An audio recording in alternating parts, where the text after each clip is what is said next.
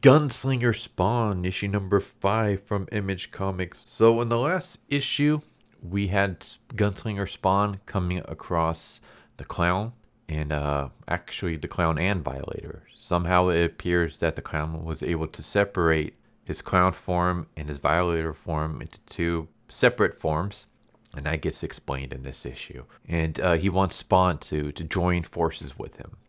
And of course, Gunslinger Spawn, doesn't want to do that. So he puts up a bit of a fight, but he gets easily trounced. And that's one of the things that I like about this this version of Spawn. I actually think, I would go and say Gunslinger Spawn is my favorite version of Spawn. Don't get me wrong, OG Spawn, Al Simmons, is cool and all, but he's just so overpowered that I don't know, it's kind of hard sometimes. There were times where it kind of feels like he has every power under the book. He pulls out powers out of his ass in certain situations. It reminds me a lot of like Naruto, for example. That was one of the things that kind of put me off of Naruto for a while.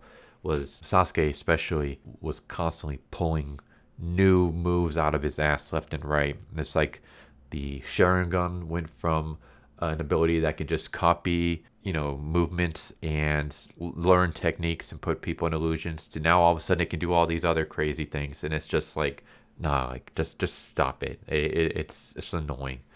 And that's kind of what OG Spawn is like at times, where it's just like he's just so overpowered that it's just like, oh, okay, I guess.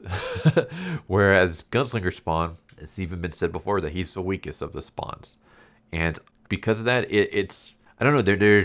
He's still tough and cool and badass, but at the same time, he's not overpowered. He's not steamrolling through his enemies. He's getting his ass kicked and having to find creative ways to overpower them. Not overpower them, but to beat them.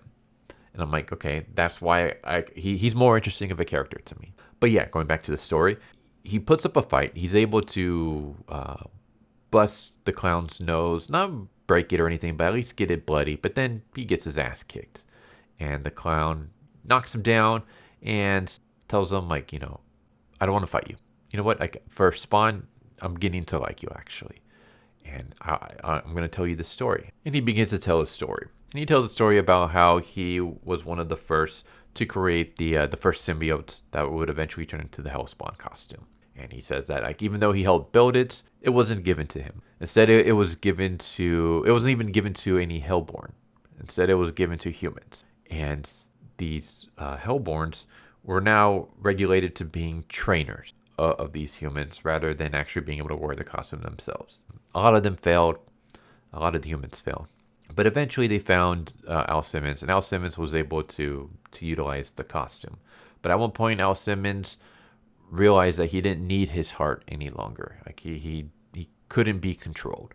And so the clown, who was the Violator back then, went to Malbogia and pretty much told him, like, we can't succeed with Al Simmons. Like, Al Simmons isn't, like, we can't control him. And rather than listen, Malbogia instead decided to turn the Violator into a living joke. He turned him into the clown and sent him to Earth to train Al Simmons. And I guess there was some kind of event where the clown was able to actually get upgraded. He was cast into some kind of dead zone or something. There was some kind of nuclear, I don't know what's going on because I didn't read that issue. But basically, he was blasted through the dead zone. He tried to gain as much power as he could as he was going through this spot. And he found himself centuries in the future where he found another version of himself in the Violator form. And they fought each other, but eventually he was able to tame this future version of himself. And that's how we get the Violator and the clown as two separate entities. It's because we have the clown, then we have his future version as the Violator. And eventually he comes across Billy Kincaid, and he makes a deal that he will free Billy Kincaid from his hell prison. And in return, Billy Kincaid will not only tell him how to return back to Earth, but every child, all the souls of all the children that Billy Kincaid has killed, he will give to the clown.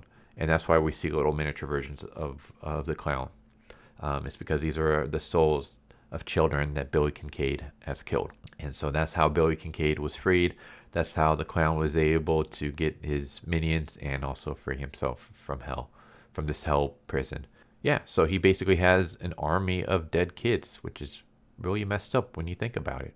So that's his whole backstory and all that stuff, catching everybody up.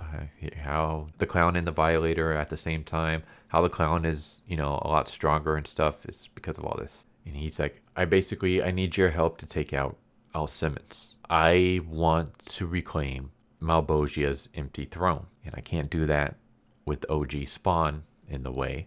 So I need you to take him out. Like, if I were to attack him head on, I'll get defeated. He's powerful. He's strong. But you can slip in. He wouldn't suspect another Spawn to take him out. So you do this for me. We work together.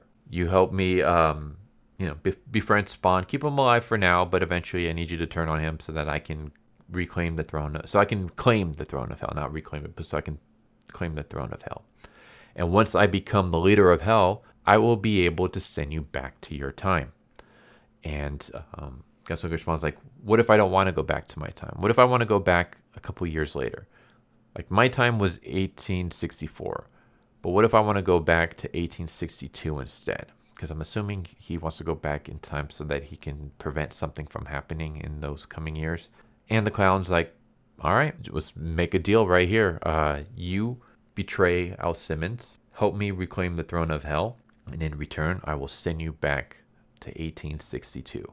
And there's more, but we got Gunslinger Spawn teaming up with the clown to betray Al Simmons. I'm really interested to see where this is going. I will say this. I'm confused when it comes to the Spawnverse. I've said this in another Spawn issue. It might have been The Scorched. I have no idea what the whole timeline is of this. Because King Spawn, which is following OG Spawn Al Simmons, is currently trying to track down the Psalms cults that are going around blowing up people. It's like a terrorist group. So we have that going. Then we have the Scorched, which is doing something, like OG Spawn there is doing something in Russia. Meanwhile, the Scorch actually is also doing something in Russia. Then we have Gunslinger Spawn. Gunslinger Spawn was helping this kid fight off these angels that were trying to kill him. And now he's teaming up with the clown. I have no idea when the timeline for any of this is. Is Gunslinger Spawn before the Scorched? Is it after the Scorched? Is it before OG Spawn? Is it after OG Spawn? When does OG Spawn take place? Does it take place before the Scorched, after the Scorched? Are all these happening at the same time? If they are happening at the same time, why is Gunslinger Spawn in one place in his own issue, but then in the Scorched he's in a different area? All this stuff is weird. It's kind of confusing me. I kind of wish they didn't have them together. I wish it would be just OG Spawn doing his own thing, Gunslinger Spawn doing his own thing. Then you can have She Spawn and Medieval Spawn and the Redeemer as doing a group thing together. Each of them doing their own separate stories. Maybe you can have like one big overarching thing, like maybe the forces from what's going on in OG Spawn. Basically, Afterlife is basically blocked. Like, so people who are dying can't go to hell. They can't go to heaven. They're kind of trapped in this like limbo ghost form or whatever. And I was trying to figure out what's going on. So maybe that can be like a big thing, like the overarching story between all these. But they're each having their own separate little stories with under this umbrella, this giant umbrella of heaven and hell teaming together to stop Spawn or stop the Spawns, or just teaming together to try to fix the block that Spawn has created. But they're each doing their own different stories. And then we can conclude it, or we can eventually have a crossover event. We can call it Spawnverse, where all three of these series combine into one story, and we go from there. And then you can have the fallout and then break up into their own separate stories again. Something like that. But we have multiple stories happening at the same time, and I have no idea what's going on. The Spawn in OG Spawn is doing something different than the Spawn in the Scorch. Gunslinger Spawn is doing something different in his own series than he is doing in the Scorched. Like, I'm confused. What's the timeline here? What's going on? help me make sense of this. Like if I were to just read the issues on their own, like if I'm just reading Gunslinger as its own separate thing, I'm not lost. If I'm reading OG Spawn, King Spawn as its own thing, fine. If I'm reading The Scorch as its own thing, fine. But when I'm supposed to read this all together, it's just kind of, it's confusing me. I'm trying to make sense of it. I don't, maybe someone can explain, maybe someone, maybe I'm just stupid. That could be the most likely thing. I'm just dumb. But help me make sense of the timeline for this. Like, I don't need sense on what's going on in their each individual stories because I know, but what's the timeline? Like, when does what story take place between what? It feels like it's almost like issue 1 of King Spawn takes place before issue 2 of Gunslinger, which takes place after issue 3 of The Scorch, which takes place. I don't know. So that's the thing that's confusing me. But other than that, like if you're just reading Gunslinger Spawn on its own, it's great. If you're just reading The Scorch on its own, I like it so far. King Spawn on its own, also good. Together, it's a bit confusing, but yeah, that's neither here nor there. Gunslinger Spawn, issue number 6. Good issue. Not issue number 6, issue number 5. Good issue. Beautiful art, as always. Interesting story, especially with this. Like, I'm really interested to see what they're going to do with Gunslinger Spawn teaming up with the Clown, aka Violator. Or should I say the Clown / Violator? Because they're 2 separate entities. It does feel like the previous story was just kind of dumped. It looked like it was going to be Gunslinger Spawn teaming up with that teenage kid, and we were going to have some kind of story with them. Like the teenage kid was going to be like his, his sidekick, and they would go on some kind of adventures or whatever with angels trying to hunt them down. And then that just kind of got dropped. And now we're focusing back to OG Spawn with the Clown and Violator and stuff. So I'm a bit disappointed in that, but at least they made the switch interesting with the team up. So, that's something, I guess. But yeah, I still think this is a good series so far. Again, it does feel like it got changed. Like, I don't know if it was purposely supposed to be like this, because it seems way too early into the series to just make that shift, to completely change what the story was going to be.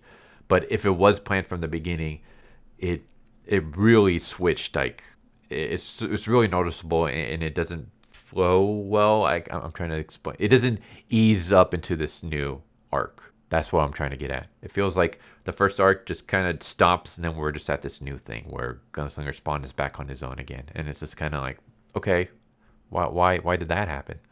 But yeah, again, still a good issue and stuff. But there you go, Gunslinger Spawn, issue number 5 from Image Comics. Hope you guys enjoyed that video. Hope to see you next time. Take care, everybody. Later. So what'd you guys think of that video? Hope you guys enjoyed. If you guys haven't already, please subscribe, hit that bell for a notification, leave a like if you enjoyed the video. And if you didn't enjoy the video, thank you for watching it this far, and I hope the next video is more to your liking. Feel free to check out the playlist that you guys see, and I hope to see you guys next time. Later.